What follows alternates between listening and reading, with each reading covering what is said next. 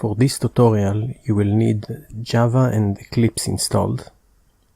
You will also need an empty template of my game framework imported to your Eclipse IDE. There are tutorials around the world teaching how to install Java, Eclipse, and how to import projects, so I won't be covering this in this tutorial. In today's lesson, the only thing we will create is an empty window. Our goal in this tutorial is to go over the structure of my framework and running the most minimal instance of it. Click on Run and you should get the same result I got at the beginning of this video. Now, for the structure of the project. The src file holds all the packages of our game.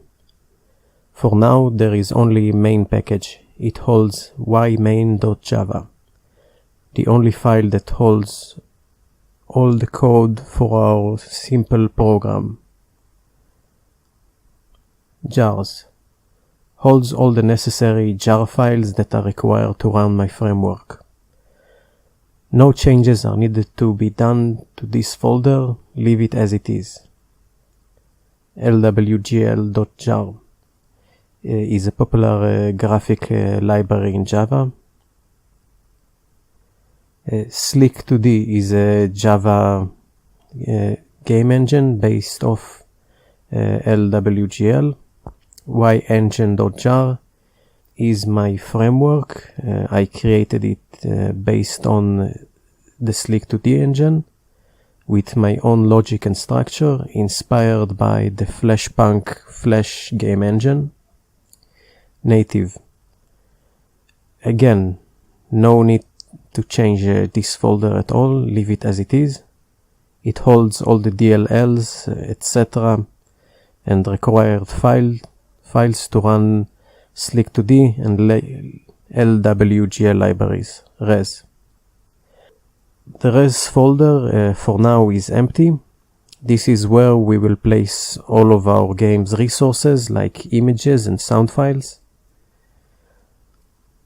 Now let's open ymain.java.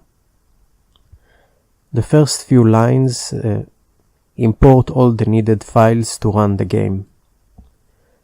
Ymain extend the class state-based game. This is the container of all our game's states or stages. After that, we declare a few constants using the final keyword, the game name, and 2 game states. Almost all games has at least a start state and the game state. I will teach you how to change game state in future tutorials. The states are represented by numbers. Next, we create a constructor for ymain class. We call the parent constructor using super method and pass the game name in the argument. Then we add 2 game states using addState method and pass a yworld class in the argument and pass game states constants in the yworld argument. After that, we create the main declaration. In main, we declare a variable that will hold an instance of app-game-container and call it appg for short. After that, we instantiate app-game-container and inside it, its arguments, we create an instance of ymain class. The line after that, we declare the size of our window, 640 on 350 pixels. The last argument is full screen, leave it at false for now. Next, we set show FPS to false, and then use start method to start everything. The only thing that is left is to overwrite a state-based game method that is called initStateList.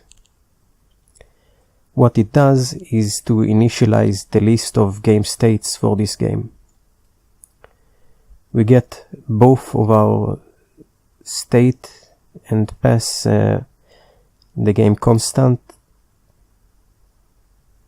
and an instant of ymain using this. Finally, we tell the engine to go into menu state, which is the 0 state. You don't have to understand all of it to use it.